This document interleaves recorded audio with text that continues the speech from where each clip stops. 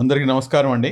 ఈరోజు చూసుకుంటే కనుక ఏదైతే అసెంబ్లీ సమావేశాలు జరుగుతున్నాయో ఈ అసెంబ్లీ సమావేశాల్లో స్పష్టంగా ఏదైతే వైఎస్ఆర్ కాంగ్రెస్ పార్టీకి చెందినటువంటి 11 మంది ఎమ్మెల్యేలు ఎవరైతే ఉన్నారో వారు ఇంక్లూడింగ్ జగన్మోహన్ రెడ్డి గారు మరియు అదేవిధంగా పెద్దిరెడ్డి రామచంద్రారెడ్డి గారు వీళ్ళతో పాటు కలిసి వీళ్ళు ఎవరు కూడాను మొత్తం 11 మంది కూడాను అసెంబ్లీలోకి రావడం లేదు.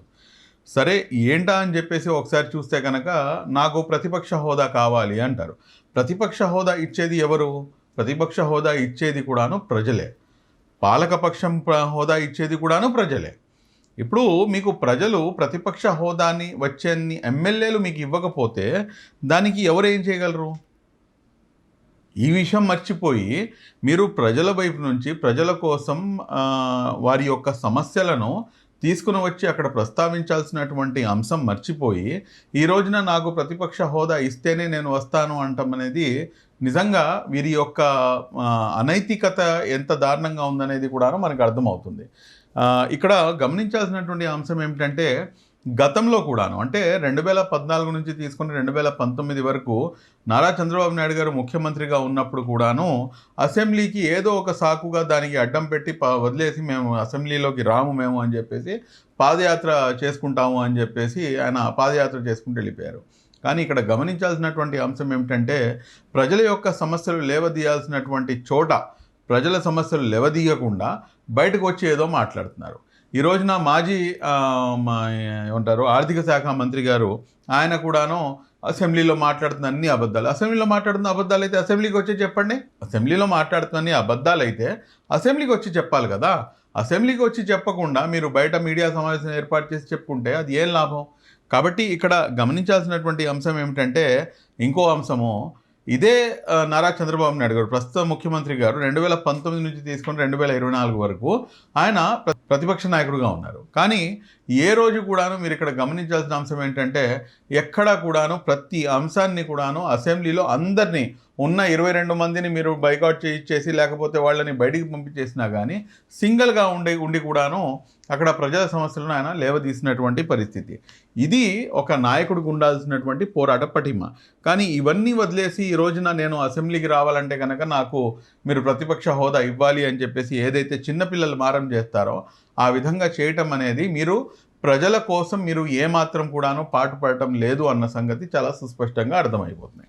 రెండో విషయానికి వస్తే ఈ రోజున ఏదైతే పోసాని గారు కానివ్వండి లేకపోతే ఆర్జీవి గారు కానివ్వండి లేకపోతే మరీ ముఖ్యంగా శ్రీరెడ్డి గారు కానివ్వండి ఇక్కడ గమనించాల్సినటువంటి అంశం ఏమిటంటే ఈ రోజున ఒక హంతకుడు హత్య చేసి ఒక దుర్మార్గుడు ఉన్మాది రేప్ చేసి మర్డర్ చేసి క్షమించండి నాతో తప్పైపోయింది ఆ రోజున నా తలపై సైతాన్ ఉంది కాబట్టి నేను ఏదో మాట్లాడేశాను అంటే కనుక ఇది సరిపోతుందా? ఏ రకంగా అయితే ఉన్మాదులు ఉంటారో అదేవిధంగా సామాజిక మాధ్యమాల్లో సోషల్ ఏదైతే మన ఇది ఉందో మీడియా మాధ్యమాలు ఉన్నాయో అందులో ఒక సైకోలాగా బిహేవ్ చేసినటువంటి వారు వీరు ఎంత దారుణంగా విరవీగిపోయారండి, ఎంత దారుణంగా మాట్లాడారో. ఈ రోజున మీరు క్షమించండి అంటే కనుక ఏ రకంగా క్షమాపణ ఇవ్వాల్సి ఉంటుంది. కాబట్టి ఇది ఏమాత్రం కూడాను సమంజసం కాదు.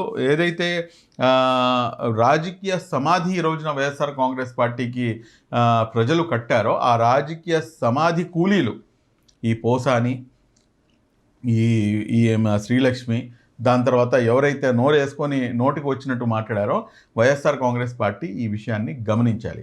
ఇక్కడ మరో అతి ముఖ్యమైనటువంటి అంశం ఏంటంటే ఎప్పుడైనా కానీ ఒకరు పాయింట్ టు పాయింట్ మాట్లాడేటప్పుడు ఆ పాయింట్కి పాయింట్ టు పాయింట్ సమాధానం ఇవ్వలేక వారు జవాబు ఇవ్వలేక ఏం చేస్తారంటే పర్సనల్ విషయాలని తీసుకొచ్చి లేవదీస్తారు, పర్సనల్ అటాక్స్కి దిగుతారు.